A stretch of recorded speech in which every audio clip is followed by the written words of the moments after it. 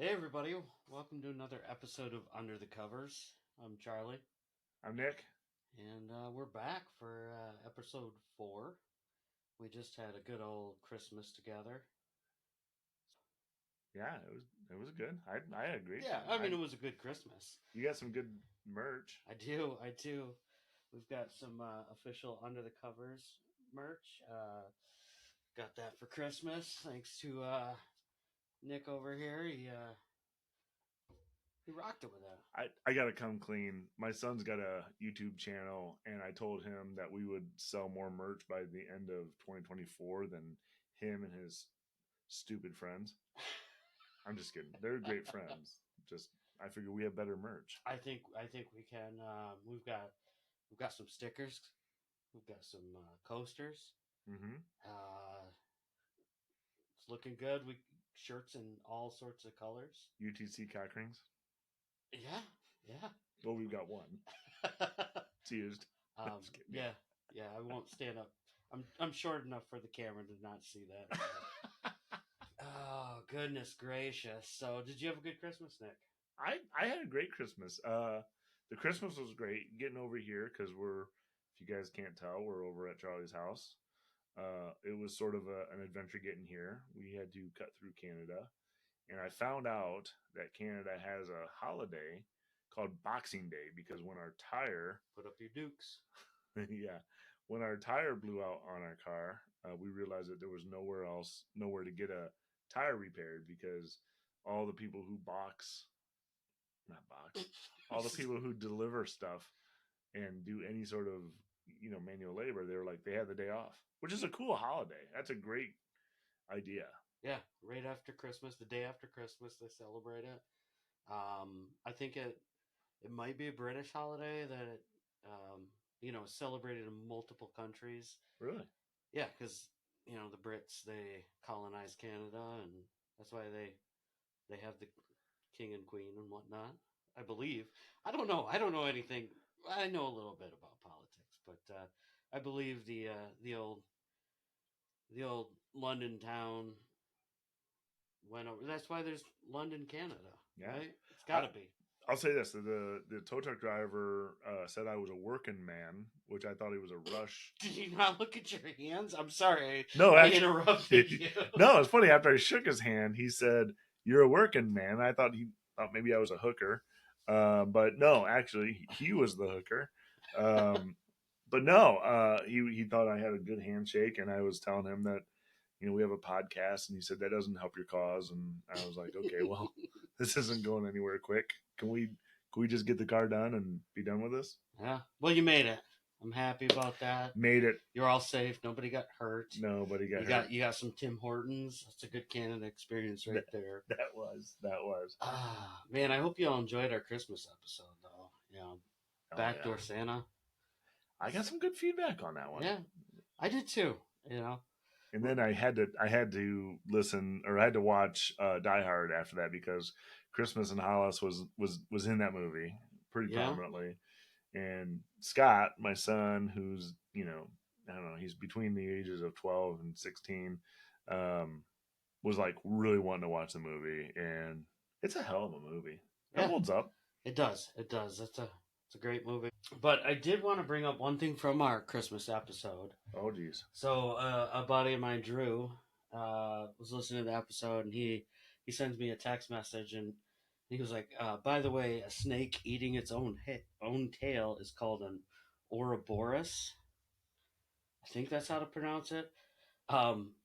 I had to look it up because I couldn't remember talking about that. Yeah, actually, I'm pretty stumped. But we did talk about it, so I found the part, and so like it was. I think it's from Greek mythology, and it's like a snake or a dragon eating its own tail, which led me down a little rabbit hole, and I did find that Aaron Rodgers got a brand new tattoo of a dragon eating its own tail. And I know Nick's a big Aaron Rodgers fan, so he might get a kick out of that. Why did you ruin this podcast with Aaron Rodgers? Oh, are we done now? I don't know why we did Did this. I just bring the mood down? There's nothing that can ruin a podcast more than Aaron Rodgers coming in and doing whatever he does. I just don't like Aaron Rodgers. Fuck Aaron Rodgers. Well, I apologize for hurting your feelings there. I'm sure there's a portion of Wisconsin that thinks Aaron Rodgers is like the second coming of Christ, but gosh, what a weirdo. You know, he is what he is. You know who didn't sponsor us this week? Travis Kelce. Yes. Because we're done talking about that other man. Oh, thank goodness. Who did but we do have a sponsor this week. Gosh, dang. Thank goodness we're making ends meet. Yeah. Like eating our own tail. So we haven't talked about our song yet, which is kind of related to our sponsor. So today we are going to talk about. We did talk about cock rings. I mean, that's kind of. We did. Good point. I apologize. Some of you may have noticed Michael Jackson's Thriller up there. Today we will be talking about the amazing song "Beat It" from the album Thriller, one of the greatest selling albums of all time, if not the highest selling album of all time. Okay. Yeah. And by the way, I think people are getting the gist here that the record is right here on my screen, and on your screen it's over there. So we're right next to each other, and it's really weird because we're trying to look at our own screens. But I also want to look at him, but I've got a horrible, gigantic head, and so I don't like to look that way. Yeah, it's hard for me not to look. I've been looking, and I'm sure it's weird, but we're next to each other. Something weird's going on with my computer. So, anyways, technical difficulties. 4th episode. We've had technical difficulties every episode so far. We might continue that for a while. I think that's part of our shtick. Yeah, but we're still getting the sponsors rolling in. There you go. Let's do sponsors. It doesn't matter. So this week is sponsored by the Moonwalk Whisk. Are you tired of the same old boring kitchen routine? Well, it's time to spice things up. Introducing the Moonwalk Whisk, the kitchen tool that lets you beat it just like the king of pop. Order now, and we'll throw in a free sequined oven mitt. The Moonwalk Whisk. Get ready to beat it in the kitchen. Do you only get one sequined? Yes, only one sequined oven mitt. That would be a apropos. Yeah. That's the second time we've used that in this podcast, by the way. I do have to say that Santa's Secret Sleigh Ride Kit from the last sponsor wanted to sponsor this one as well, but I was like, that fruit's too low hanging. We keep it classy here, so just beat it in the kitchen. Oh my gosh! Call 1-800-BEAT IT. Wow. So we charge a premium to sponsor on this podcast, and as you can see, we get the these are not QVC esque sponsors. These are much higher end than that. If you follow me on social media, you can see that Temu has decided to put me in some sort of algorithm of kinky weird shit. Oh, I get the weird stuff too from them. Don't worry. I think it's because of I think we go on incognito mode and think that nobody tracks it, and I think Temu does. Maybe Temu tracks. Temu's like, oh yeah, they're on incognito mode. So this is episode 4 or 5. What is it? Episode Where are we at? 4. 4. Yeah. So you know what we've had? I gotta say we've had some really good feedback from everybody. We appreciate it. So if you know us personally, call us up. If you don't know us personally, leave comments wherever you can leave comments, or put it in the mail. I'm sure we'll get it at some time. You can just put in Undercovers Podcast and USA.com. USA.com. Put it on the envelope, and I'm sure it'll get to us. But the way this works is we listen to an original song, or the song that was made popular, or a song that was made popular by an artist. We talk about it, and then we listen to it, and we say what we like and we don't like. And then we listen to a cover version of the same song and compare and contrast. And at the end there, we say, what do we like, what do we don't like, and then vote for which one was our favorite. Yeah. So, yeah. And I gotta say, it's a pretty balanced run so far. Charlie, you brought up last time that we should probably start tallying, which way it goes. I think I'm trying to think. So the first one, I think I did cover. Yeah. Joe Cover. Yeah, Cocker's. cover. Second was In Bloom. I did cover. Yep. Third was Backdoor Santa, and I picked original. So And I picked Jet on a last minute end around because I felt like rock and roll was where I wanted to be, not that funk soul thing. So so today we got Michael Jackson's "Beat It," King of Pop, kind of a King banger. of Pop, kind of a banger. I mean, yeah, this one beats it for sure. Yeah, what a song. You know, it's funny. Quincy Jones, when I started researching the song, he had told Michael, me and Michael are really close. We're not Mike. We're very formal here. Yeah, they're very formal. Oh, geez. David Grohl. Something coming up here. Do we have technical difficulties? David. No, this is you saying David Grohl about 30 times. Nick likes to keep it formal here, so Nicholas, likes to keep it formal. So when Mr. Quincy Jones said, "Hey, let's make this song," I guess it was supposed to be like Michael's interpretation of a pure rock song, and it does it, right? Yeah. I mean, he totally takes that pop R&B and blends it into the new genre of rock, like new for him. Like he didn't invent rock, obviously, but He didn't. Are you kidding me? But no, I mean, this takes his Michael Jackson's music and introduces it to a whole new group of people who probably would have never said, "Yeah, I listen to Michael Jackson." Yeah, yeah, I think that's a great description with Quincy. And that's the brilliance of Quincy Jones. Like he worked with so many people and did so many great things. I gotta say, I'm not too versed on Quincy Jones. I don't know who else he really worked with other than Michael Jackson. Like I thought that was his homeboy. Oh, well, he did a lot with Michael. Yeah, but he worked with Old Blue Eyes. Really? Frank Sinatra. Oh, I was thinking I didn't know who Old Blue Eyes was, but then when you said Frank Sinatra, I was like, oh, putting those two parts together. I think that was Old Blue Eyes. I think so. Pulled that out of the old brain hole here. Ray Charles. Nice. Aretha Franklin. Respect. And Shaka Khan. Everybody Shaka Khan. He also did a lot of film work, like I knew he did film work. Yeah, so he's done a lot of soundtracks, and that whole film work kind of brings it back. He did the Wiz, with Diana Ross and Michael Jackson. Like that's how. So yeah, he's done a lot of film work, but yeah, the Wiz was just kind of a different culture's version on The Wizard of Oz, which is cool. Yeah, I remember watching it. It was like you know what? It was kind of like Backdoor Santa, right? It was, you had this rock and roll version, which is the normal version of The Wizard of Oz, and then you had this like soulful version of which is the Wiz. That was good. So yeah, when we started talking about doing this song, I had seen Michael Jackson way back in the day, which is crazy. Was he dangling you from a balcony? No, as a baby. It was much earlier. It was actually on the Victory Tour. I saw him on August 18th, 1984. I was 6 years old. You were old. I was 6.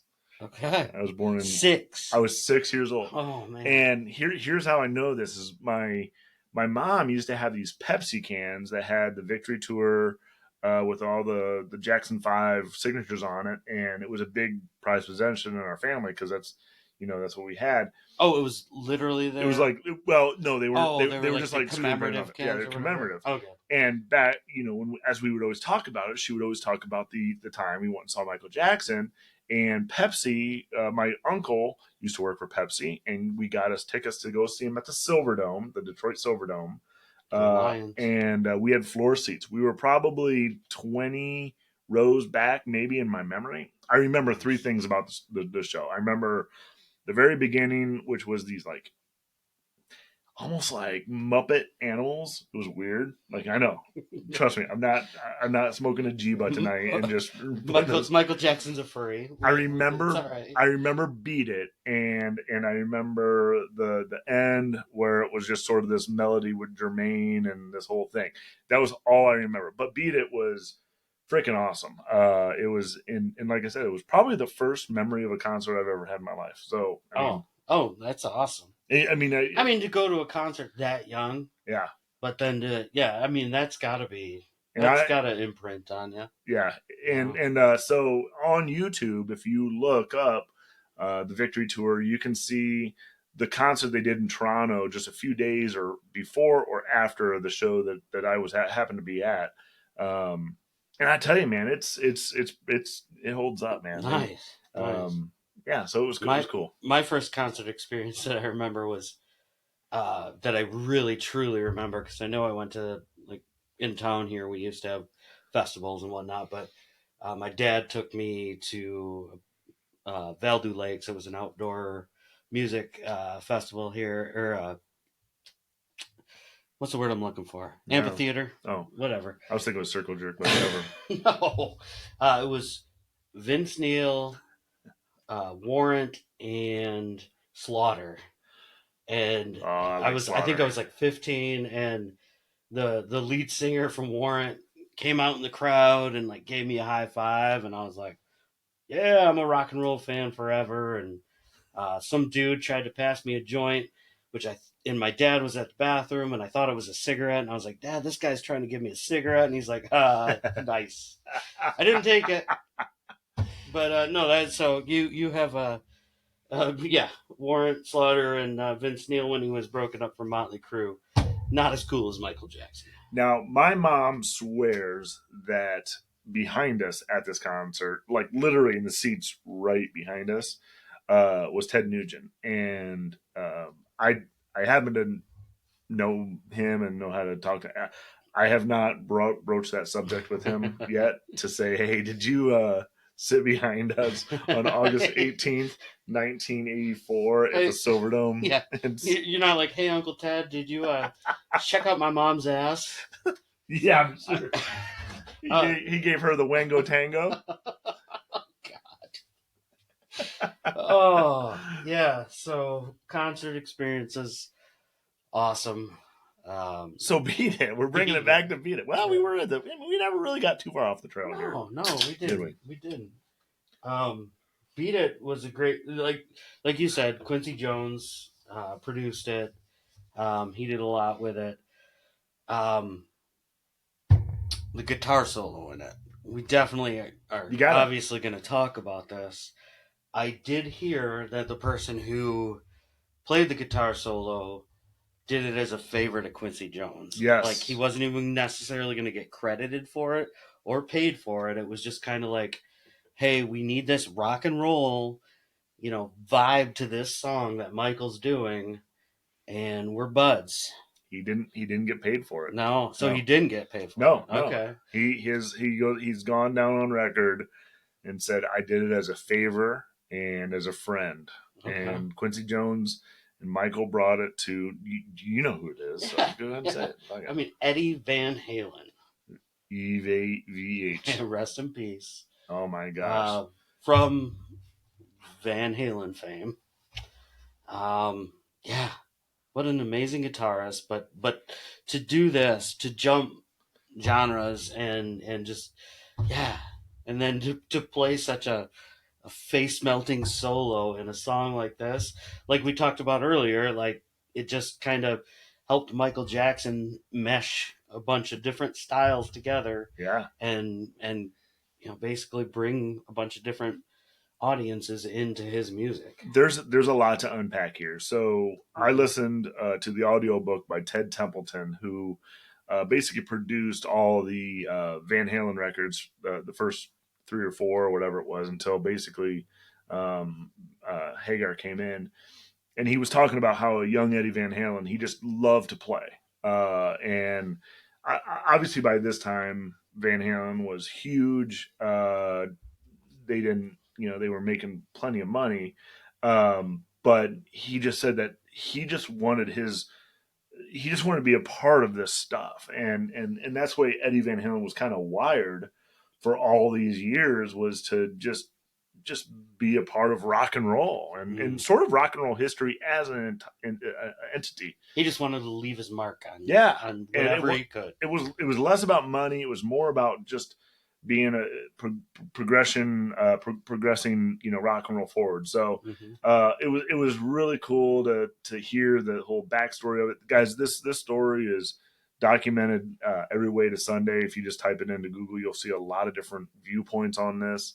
But one of the things, as we were reading, as I was reading through this, that I never knew, and when you record a song, typically the guitar solos kind of come in at the end. They're like the embellishment. And in this instance, Quincy Jones and Michael Jackson had already recorded like a rough demo of this song, Hmm. which is basically the whole structure of the song. It was kind of like how everything's going to work, and they brought it to Eddie Van Halen and said, "We want you to do the solo here."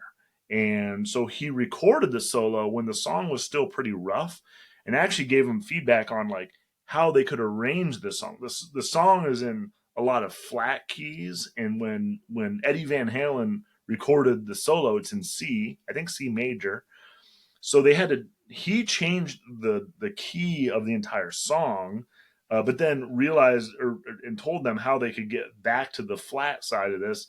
And so he was a major composer and a major contributor to the entire structure of the song. Nice. And this was done before all the other stuff you hear in the song was done. It was like the rough of the song.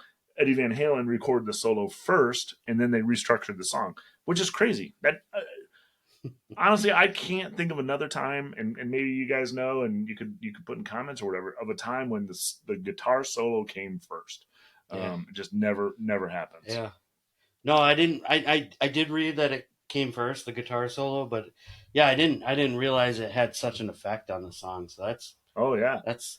I mean, obviously it had an effect on the song, but the actually recording session oh of the yeah, song. oh yeah. So that's cool. I didn't realize that. So then the way this even unpacks even further, which is I think again kind of brings it full circle, was they knew they needed a better rhythm section. They needed more rock and roll. They needed more, guitar into this. So Quincy Jones phoned up, basically the guys from Toto. Ah, yes, Yeah, Toto. specifically Steve Lukather. I always want to say Steve Lucifer, like because that would be cooler. But by the way, that guy looks like Cruella Deville. And I've never been a big fan of Toto, but Steve Lukather and Jeff and Steve Picaro were basically the founders of Toto, and they were some of the best session musicians that you'd ever could find. And So bass, what do you got there? You got the bass, you get the bass. guitar, and the drummer, Yep. right? So Steve Okay. would have been Steve Lukather would have been the guitarist. Uh, Jeff, I think, is the drummer, and Steve is more of a keyboard synthesizer guy. Um, but Steve Lukather, they told him like, "Hey, dude, we need you to record the rhythm guitars of this song." So what did dude? You already have Eddie Van Halen's kick-ass guitar solo in there. So what are you gonna do? You're gonna bring in these huge Marshall amps. You're gonna play the most heavy sounding riff you can play, which is the riff you hear. Hmm. But the thing is he sent it back to Quincy Jones, and Quincy Jones was like, dude, that's way too heavy. You need to like scale it back. I mean, we're not trying to sound like, Anthrax or something like this here. So anyway, he actually re-recorded it on, I think, some Princeton, Fender Princeton amps, which is, so he dialed it back quite a bit, and that's what you hear on the actual recording is the dialed back guitars, a Jeff Porcaro drum track that follows a programmed like synthesizer track, and then Steve Porcaro's rhythm keyboards, which is kind of cool. If you right at the very beginning of the song, you can kind of hear where the program sound and the real sound kind of all come together. Yeah. It's pretty cool. I do have some fun stuff and some notes about the very beginning of the song that I do want to bring up, but should we listen to it real quick and then we can? Let's listen to it. Because I mean, we've talked about it for a bit. We've gotten a little taste of what you're getting into. If you haven't heard the song, you're either three or you've lived under a rock. I don't know. And nobody even knows who we're comparing this to yet. No, we have not. We have not even revealed Oh yeah, who the cover version of it. I mean, who is gonna cover a song that has 1 billion listens on Spotify? I mean, billions with a B. A B is 1 billion, 16,895,931 listens. I mean, on Spotify. Like, and Spotify has not been around for no a long time. I mean, it's been around for a while, but not a billion times long. That blew my mind when I saw that. Yeah, that's crazy. I mean, it is awesome. So after all our listeners listen to it, it might go up to 2 billion. 2 billion because we got so many listeners, and we got those. Who's our sponsor tonight? The Whippet. The Moonwalk Whisk. Oh yeah. So you can beat it in the kitchen. You'll beat it in the kitchen trick.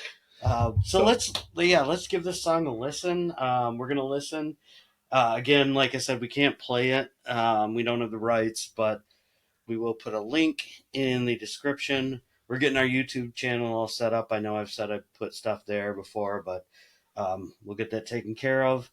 So let's give it a go. Let's give it a go, and we'll come back in a few. By the way, I wish I could listen to my earphone. This may affect. Still can. This may affect my. Because we can cut all this out. Yeah. We should just say. We just be like, let it go. Ready? No. Let me open this beer first. That's part of our charm, right? That's part of our charm. Wow. Oh. 4 minutes and 18 seconds of pure joy. I tell you, you know what? The king of pop, right? I mean, he and they. It's programmed backing track, basically, right? Like, I mean, that's the beat, but the soul and the ad-lib vocals. That's the thing. So before we did this, I said, hey, I wanted to listen to the song one more time through my headphones before I made my pick, because I've been listening to the car and in earbuds and everything, and I'm so grateful I did, because you again, if you hear that, all the or the and there's so much, and I don't think that all of it's Michael Jackson either. Like, no, in the background, like there's so many different little vocal ticks in the background, or whatever you call it. But now, did you notice? And I had read this in one instance, like in one piece of little trivia, is that Eddie Van Halen, right before his guitar solo, like it starts going into this kind of like getting down into this part, the solos, and you hear some knocks, like bam, bam, bam, and there's a couple rumors on what that is. Is it Eddie Van Halen knocking on his guitar to incite feedback, which is basically just getting the strings to sing? mm-hmm. I read another part where it was somebody actually, because he was so loud in his studio, that somebody was trying to come in and say, hey, we're loud enough. So they knocked on the door. And then third, I heard it was one of his kids actually hitting something in the studio that it just made it on the recording. So nobody knows really what the three knocks are, or the dung, dung, dung. But next time you listen to the song, right before the guitar solo, you'll hear these knocks. And in headphones, you can hear them loud as day. I mean, it's right where his guitar comes in.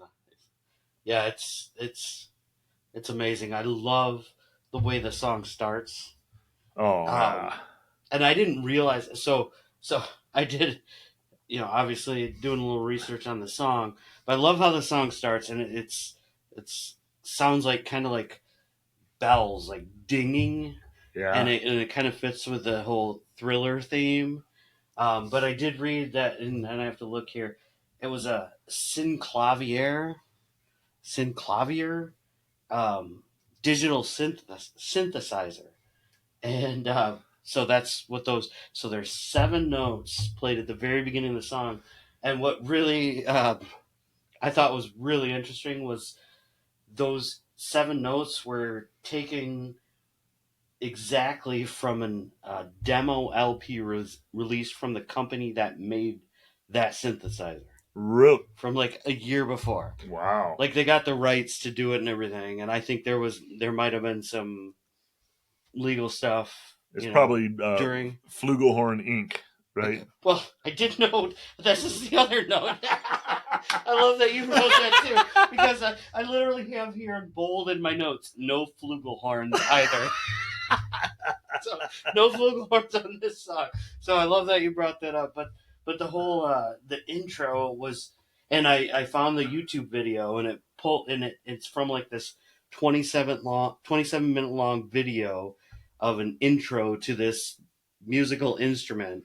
Wow. And at one point in the video, they do those 7 notes, and they take those 7 notes, and that's the intro to this song. That's interesting. That's awesome to know. That's awesome. It's not like a knock in any way of anybody who produced the song or played on the song. I think because it fits perfectly in the song. There's so many things. I mean, when you listen to it closely, again, I encourage everybody to get a great set of over-the-ear headphones and plug them in, not through Bluetooth, because even now, I mean, just the drums aren't just the same drums every single pattern. They seem to change every single time, and because I think they were played live. Yeah, like all these instruments were live. It's awesome to see how all those sounds are intertwined, and it's crazy for a song being, what 40 years old now or whatever. Yeah, I think 40. Like you said, 83. I think. Yeah, I mean, it's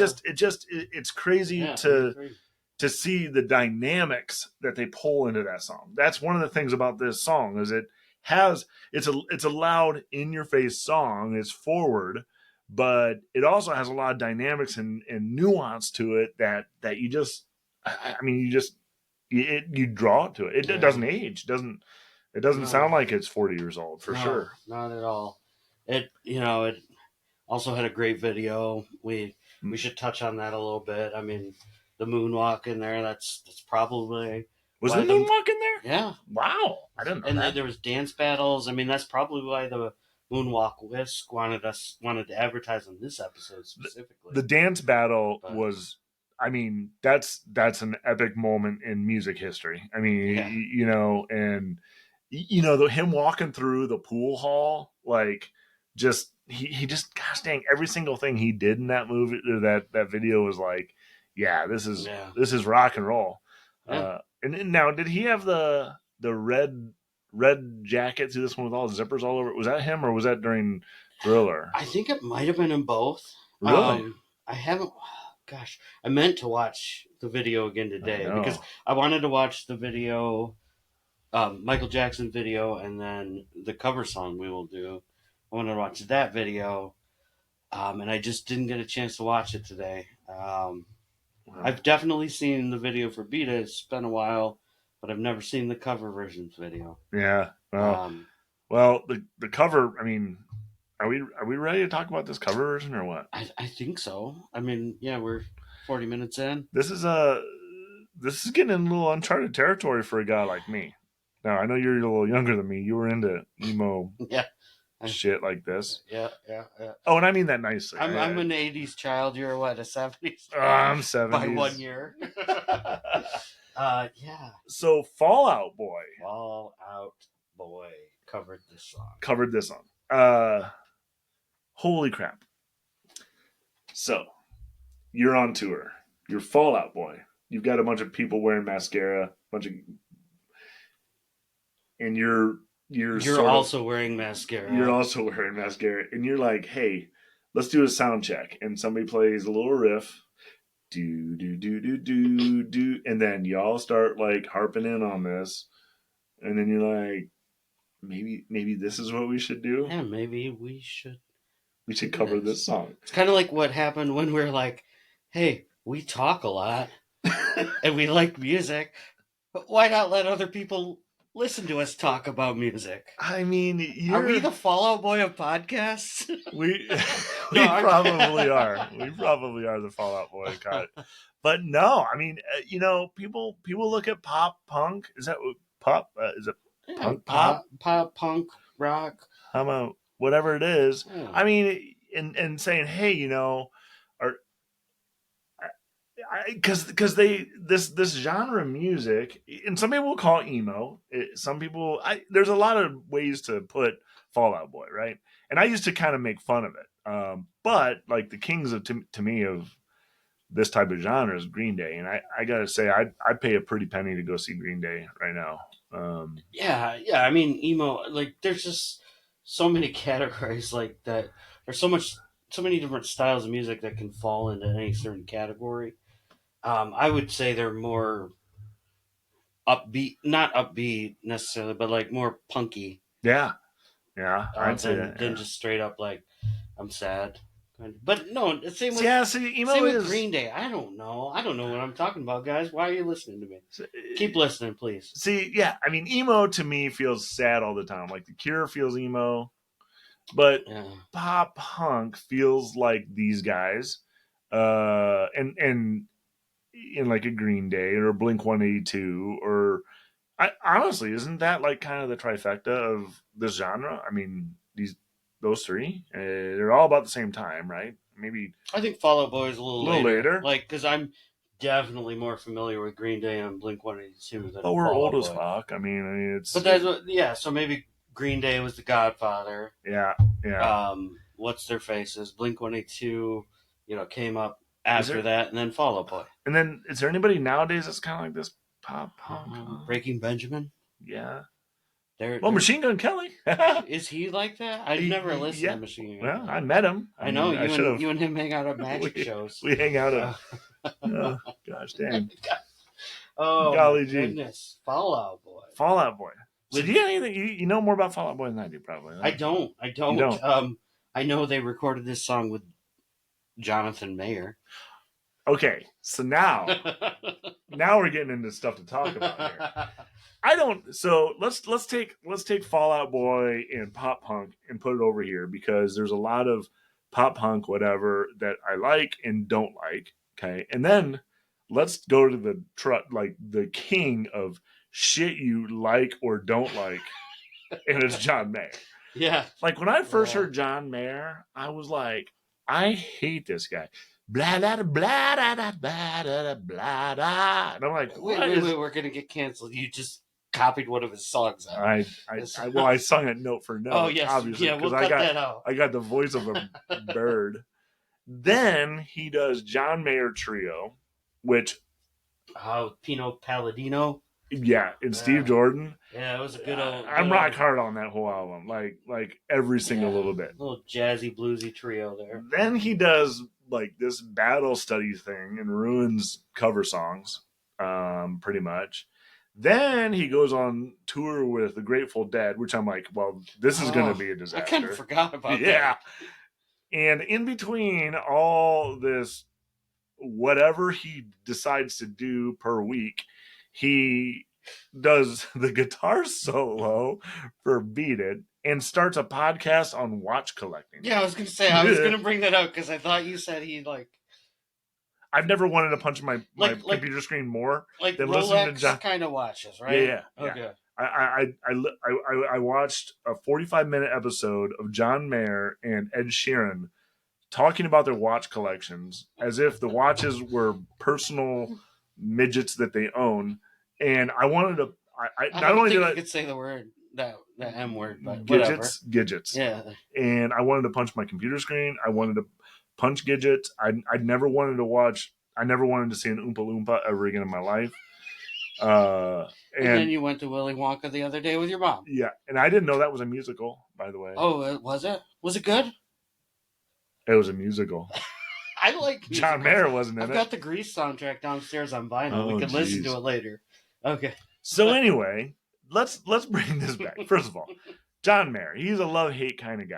And I will say this: if you listen to the song "Beat It" and you listen to Eddie Van Halen or any Van Halen song ever written, you would probably sit there and think, how does John Mayer sound in this song? And it's interesting. Yeah, he went with his watch direction.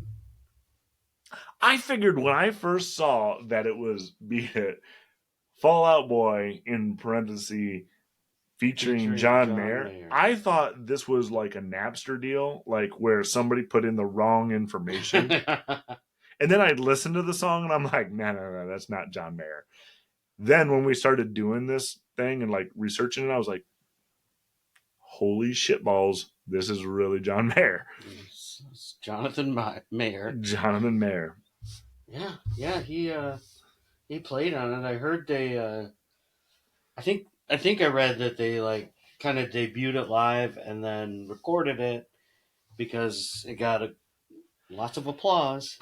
This is one of those things where, again, I'm just trying to put myself in different people's shoes and being like, hey, ring, ring, ring. Hello, this is John Mayer talking about my watches. Hey, this is Fall Out Boy. Hey, Fall Out Boy, how you doing? Hey, I've got a whiz-bang idea. Gee golly, you ever heard the song Beat It? And he's probably like, no.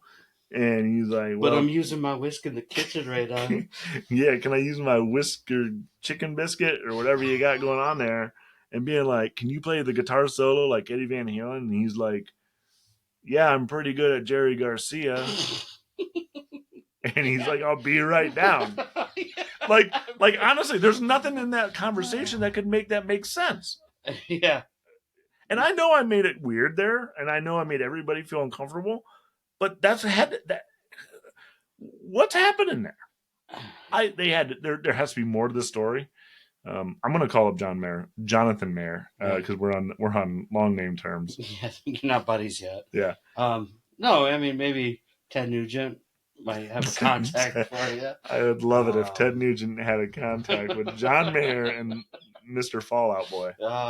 Should we listen to the Fall Out Boy? We need to. This is a service to everybody. You need to listen to Fall Out Boy's cover of Beat It. It's worth your time. Yes, listen to it. I'm gonna push this button. Let her rip. It's like, what the fuck touched my butt? Then we're gonna push another button, and we're gonna listen to the song in our headphones. I hope you all enjoy it. I believe it's about 30 seconds shorter than the original, so you're welcome. Be back soon.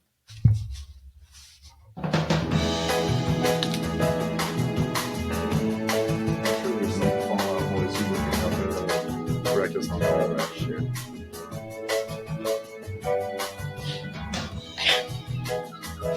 You're like, no, I'm leaving that. No, it's still recording. So we have to cut it and just leave it. Wow. Still a good song. 97 million people thought that. Yeah. I mean, well, let me see. 97 million people heard that song, because that's how many people listen to the Spotify version of that song. You know what? I gotta say, it's a hell of a version. Yeah. Last night on the way home from a Christmas party, my family was all in the car. We listened to both of them side by side, and you know what? It was I think the kids. So I have kids that are 14 and younger, and they thought that song felt fuller. More deep, yeah, and that was pretty engaging, and it's kind of crazy. John Mayer does a good job. He does. He went for it, and I think he succeeded. I mean that guitar solo that he plays in that, it is in your face. It is just ripping, roaring. He turned it up to 11. I love that. We should watch that tonight, by the way. You know, it's it's an homage to the original, Mm-hmm. the guitar solo and the song itself. But it's not trying to be exact. It's trying to give a tribute to it. Yeah. And that guitar solo, I think, was probably the not personification, but really emblematic. It was Emblematic. emblematic. There you go. You're the word guy. Of that idea. It was put it balls to the wall. There were notes, there were parts where you're like, "Yep, I remember that part of the solo," but it also wasn't the finger tap, the thing where it's just kind of doing the same thing that Eddie Van Halen does, only like Eddie Van Halen can do. So, Mm-hmm. And that's what we like to do here on our podcast is, pick a cover that isn't just here's the same song, yeah, just sung by a different person and played by a different guitarist. We want somebody who's gonna, make it their own, make it a tribute, kind of like very similar to In Bloom yeah, with Sturgill Simpson. I mean, this, I guess, maybe it's a bad comparison because they didn't change it so much, but they made it their own. Like Fall Out Boy, like you can tell it's like the punk version of Beat It. yeah. And if you listen to like pop punk in a whole, it's not so different from what the Beatles were doing back then because they were trying to put, you know, heavy riffs and things over catchy, good lyrics over great studio production. And this song is that. The Fall Out Boy did the exact same thing. They modernized Beat It for today's audience and a younger generation. And I respect the hell out of that. Yeah. And to go and say, you know what, we're gonna go and take what is likely one of the greatest, most listened to songs of all time, and not only sit there and say, hey guys, we're going to go ahead and we're going to do it as an homage, uh, but we're also going to go get a guest guitarist, just like Michael Jackson did, exactly, and do it in the spirit. Jeez, I can't, honestly, I want to fault them because I want to make fun of emo punk and all this stuff, but I can't. No. And the output is fucking amazing. No, and to your point, they're just introducing Michael Jackson to a whole new generation. Like, absolutely, obviously, Michael Jackson is multi-generational. Everybody's heard of him, but maybe there are some people who just, oh yeah, I know who Michael Jackson is, King of Pop, blah blah blah. I never listened to him, but they hear this song and they're like, oh, maybe I will go check his version out, and yeah, they just kind of fall into what Fall Out Boy. fall out of what he's done. Yeah. The last thing I'll kind of say on this before we kind of get to the culmination here is that both of these artists in my life I've sort of made fun of. There was times in my life when I was like, you're stupid if you like Michael Jackson. You're kind of, I mean, how could you like Michael Jackson? I mean, he's kind of a weirdo, whatever. And even Fall Out Boy, I've looked at people and been like, yeah, you're wearing the mascara, you got the, you're a skater. I mean, how could you even like that music? But now that I'm getting older and this music starts to age and everything else, and maybe it's just me, having my own kids and starting to understand the way younger generations or people look at stuff, that I start to accept it more and start to more, empathize with what they're going through. And I don't say, that Fall Out Boy was needed empathy about some sort of life crisis or anything, but it just made me appreciate that kind of music. And it actually made me, while we were researching this, opened me up to a band that I hadn't really looked at, and even a genre that I hadn't really looked at very much. So it's been great, and I'm hoping everybody else does kind of the same. Is whether you love Fall Out Boy and haven't listened to Michael Jackson, listen to his catalog, listen to those albums, and then if you love Michael Jackson or the stuff that we typically gravitate to, listen to some of this newer stuff, because it's stuff that I didn't see, and that's why we do this, and that's why you and I have wanted to put this podcast on, because it opens our ears and our minds to new things and new viewpoints, and it's cool. And I think that's what could be really cool about this podcast. Yeah. So And I want to reiterate what Nick said here. Like, yeah, this is all about, discovering new music, like enjoying the stuff that we know and are comfortable with, but then maybe broadening our horizons. I definitely went through a phase, probably, through my late teens, early 20s, where I was just like, nope, I listen to this. I don't listen to whatever. And I missed out on a lot of good stuff. You know, I'm listening to a lot more now, and this podcast is definitely going to introduce me to more things and more genres that I never maybe thought to listen to or whatever. But yeah, it's we want you to go through this experience with us and enjoy it, and maybe find some new things that you thought you hated, but it's pretty good. yeah, So, absolutely. So yeah, sorry we got a little I'm deep tearing there. I'm tearing up over here. Little deep there before we even told our favorites here.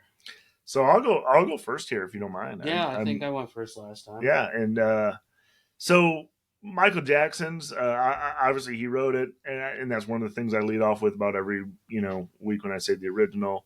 The dynamics are amazing. The ad lib scat vocals are amazing, and I tell you, it's just it makes the song holistic. It does fade out to the end, which I never like fade outs. So, but Fall Out Boy fade outs, just the same, or fades out just the same. Fall Out Boy did a great job at compressing the really cool shit in the middle. They make it very loud and full in the middle. They don't have the dynamics, but they hit it hard. They push their own limits, I think, and listen to the rest of their catalogs and listen to the other things they do. I think they were like, you know what, let's push this to the edge that we got. John Mayer does a hell of a job expanding what he is. He's a chameleon, obviously a music, Berkeley music guy himself. And but when it's all said and done, when it starts to get so tight, I gotta put it to the original and say, geez, that it's hard to just beat the King of Pop and a billion listens. That's where I got to put my vote. But it's a lot closer than I ever thought it would be when I said, hey, let's do Fall Out Boy. So Nice. My answer is definitely not going to be as technical and in depth as Nick's. He has a lot more knowledge than I do as far as production and all that jazz. But both versions are great. So we start off again, Michael Jackson's version. I keep falling back to that intro with that 7-note start. I think it's just epic. It's iconic. Everybody knows it. The Michael Jackson's vocals, and then all the extra vocal nuances throughout the song. That he does throughout his whole catalog, basically. But the production of it with Quincy Jones, it's an amazing song. Eddie Van Halen's guitar solo. Fall Out Boy, excellent version. I enjoy listening to it. I'll listen to it many times after this. I won't forget about it just because this episode is done. It was a great version. They did, push their limits, put themselves out there. How ballsy do you have to be to say you're going to cover a Michael Jackson song? They all did a great job. John Mayer did amazing. It's fun to listen to. It is refreshing version because it's a little different. I am going with the original on this one because you can't beat it. You can't beat it. Beat it. That's kind of weird. That's the weirdest part of the song. When he starts doing that. I hope you have your headphones in when you hear that. No, it's hard. I don't think I was as close as Nick. I did go in thinking I would pick Michael Jackson's version. Again, I was more familiar with it. Just but listening, I was a little, I did give a lot more respect to the Fall Out version. So through this process, so remember in Bloom, I felt like I heard that song so many times on Nirvana's side that I never got anything out of it. Familiar, yeah. Right. This song has been around twice as long, and I got more out of it listening to it in headphones and in different settings to really listen to it, that I got more out of it than I ever thought I could ever notice, Yeah, so, and again, if I'm gonna tell the people that are listening to this podcast and who we've talked to, that get different devices to listen to these things on, because it really can open your world to music and the nuance and the differences of what you're hearing. But it's been a hell of a ride doing this so far. Yeah. We appreciate all the feedback. Yeah. If, like I said, call us, let us know what you guys are thinking, what you guys like, what you don't like. We appreciate the texts. We do. We appreciate the reviews people have left, the follows, love it. Again, like I mentioned earlier, I am gonna get stuff up on YouTube. I'm working on iTunes and the Apple Podcast stuff. Sorry that hasn't happened yet, but it will eventually. So the million listeners that are re-listening to this episode on Apple, you'll be confused, but I don't have it up yet. But we will be back very soon. I know there'll be a blank space in between this episode and the next. Okay. Hint, hint. Oh, yes. You didn't get it, so I had to say hint, hint. To carry the two. Listeners probably didn't get it either, but we'll be back soon. We were going to release weekly, but Christmas happened. So it might be a day or two late than the previous one, but we'll be back. Happy New Year. We'll talk to you soon. Over and out. Love ya.